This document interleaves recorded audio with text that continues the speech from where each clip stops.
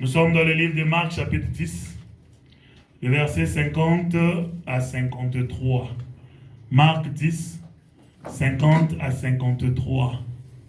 Thank you, Jesus. Celui qui a trouvé peut lire pour nous.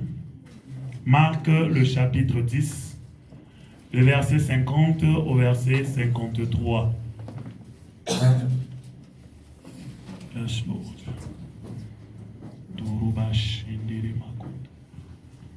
Nous voulons lire la parole de Dieu.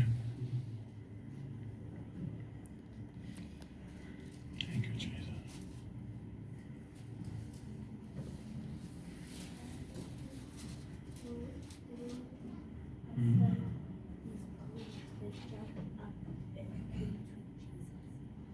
Okay, thank you. Thank you, Pastor Doxa.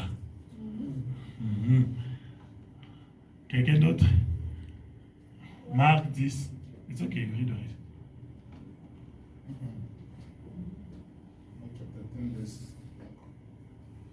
50 to 53. Verse 50. He threw off his cloak, jumped up, and came to Jesus. Verse 51. What do you want me to do for you? Jesus asked him. Teacher, the blind man answered, I want to see again. Verse 52. Go, Jesus told him. Your faith has made you well. At once he was able to see and follow Jesus on the road. Amen. Amen. Seigneur, merci pour cette parole. Nous voulons t'écouter. Nous voulons que tu nous parles, Seigneur. Fais-nous du bien, parce que tu es Dieu vers qui nous tournons les regards. Merci, Seigneur de gloire. Au nom de Jésus. Amen. Amen. Amen. Hein? Pour nous asseoir dans sa présence. Alléluia. Je vous salue tous au nom de Jésus, notre Seigneur et notre Sauveur, Amen. Notre ami fidèle. Est-ce que tu es avec moi en ce lieu? Amen. Ah, tu sais, aujourd'hui, j'ai besoin que ton amen soit plus grand que ton problème. Amen.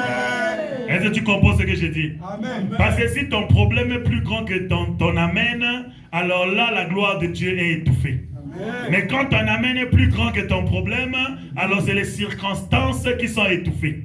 C'est les problèmes qui sont étouffés. Amen. Et je parle à quelqu'un. Le diable ne veut pas te voir content parce qu'il sait que si tu es triste, tu es en train d'attrister aussi le cœur de Dieu. Parce que Dieu t'a créé pour être dans la joie. La Bible l'appelle le prince de paix. Il emmène la paix. Amen. Et je parle à quelqu'un. C'est pour ça que la Bible dit, dans toutes circonstances, rendez grâce à Dieu.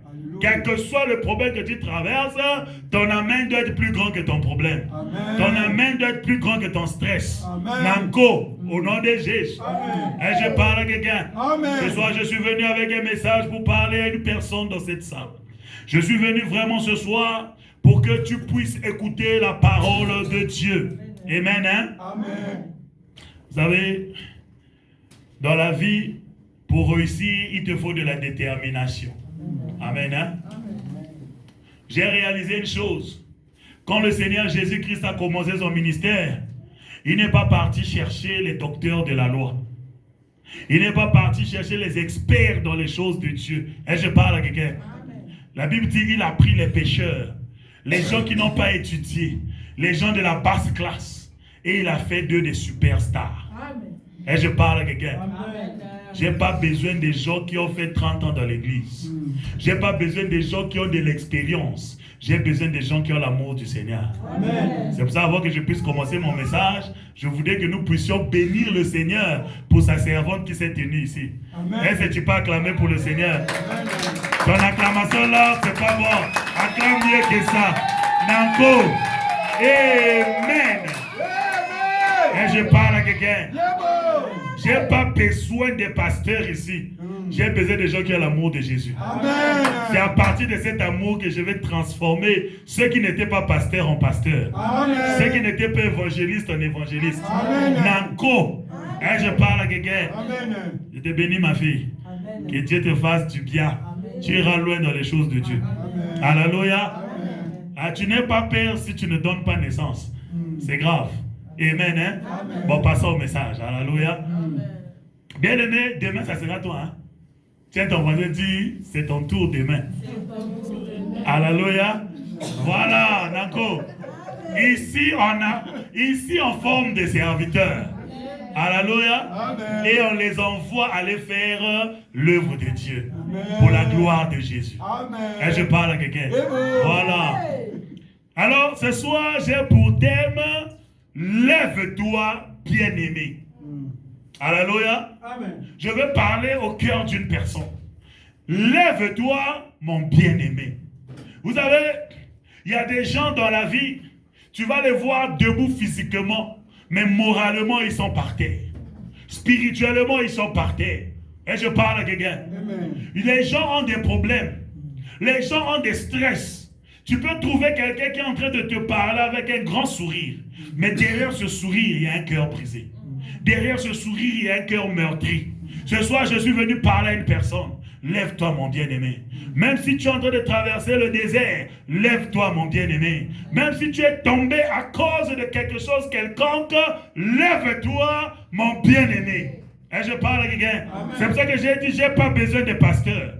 Mais j'ai besoin de gens qui ont l'amour de Dieu pour devenir pasteur un jour. Amen. Alléluia. Amen. Le Seigneur Jésus a pris des gens qui n'étaient rien, qui n'avaient rien, qui n'étaient pas considérés, qui étaient mis par terre par la société, qui étaient négligés par la société, et il les a relevés. Amen. Et je parle à quelqu'un. Les gens qui étaient méprisés par la société, les gens qu'on ne pensait même pas que quelque chose de bon pouvait sortir d'eux, le Seigneur les a relevés. Je ne sais pas si je parle à quelqu'un. Alléluia. C'était le cas de cet homme qu'on appelle Bartimée. Le nom Bartimée veut dire le fils de Timée. Bartimée, son père Timée était quelqu'un qui était honoré, qui était glorifié. C'est quelqu'un qui était considéré dans la société. Mais cela n'était pas le cas de son fils. Son fils avait deux problèmes. Il était aveugle et il était mendiant. Vous savez, à l'époque où Bartimée a vécu, si tu es aveugle, automatiquement, ton emploi, c'est la mendicité. Et je parle à quelqu'un. C'est-à-dire la société l'a déjà cadré dans une classe quelconque. On l'a déjà positionné, on a dit comme s'il est aveugle, il ne peut rien faire dans sa vie. Lui, il va seulement commencer à mendier. Dis avec moi, je refuse. Je refuse. Non, dis, je refuse. Je vais te dire que dans l'aveugle Bartimée, il y avait un évangéliste, il y avait un pasteur, il y avait un prophète. Et je parle à quelqu'un. Et aujourd'hui, dans cette salle, il y a des gens qui sont comme Bartimée, qu'on a mis par terre, qu'on a découragé. Et je parle à quelqu'un. On a dit, toi, tu ne feras rien. Toi, tu ne peux pas te tenir à la chair pour prêcher. Je te dis que ce qui est en toi est plus fort que ce que les gens disent. Amen. Je veux que ton amen soit plus fort que ton problème. Amen. Et je parle à quelqu'un. Bartimée a été directement identifié comme un mendiant. Alléluia. Peut-être que toi aussi, on t'a déjà dit que tu ne feras rien dans la vie. On t'a déjà dit qu'avec les capacités que tu as là, tu ne peux aller nulle part. Je te dis que l'homme est un menteur et seul Dieu est vrai. Amen. Seul Dieu sait ce qu'il a placé en toi. Seul Dieu sait le plan et le projet qu'il a pour toi. Bartimée, le fait qu'il était aveugle, il s'est retrouvé automatiquement. Ce n'était même pas négociable. Automatiquement mendiant. Alléluia. Amen. Et je parle à quelqu'un. Mais tu vois, quand j'étais en train d'étudier, de méditer ce texte, j'ai compris une chose. Nous, les gens de ce monde, nous avons un problème. Le problème que nous avons, nous nous focalisons plus sur ce que nous avons et nous négligeons nous nous focalisons plus sur ce que nous n'avons pas et nous négligeons ce que nous avons. Alléluia. Bartimée n'avait plus ses yeux. Il a perdu ses yeux. Oui, ça c'est une réalité. Alléluia. Mais Bartimée avait encore deux choses très importantes. Deux armes qu'il pouvait utiliser pour changer sa situation. Bartimée, la première arme que Bartimée avait, c'était ses oreilles. Alléluia. Amen. Et je parle à quelqu'un. Vous voyez, souvent on se focalise sur ce qu'on n'a pas. Au lieu de se focaliser sur ce qu'on a pour décanter la situation.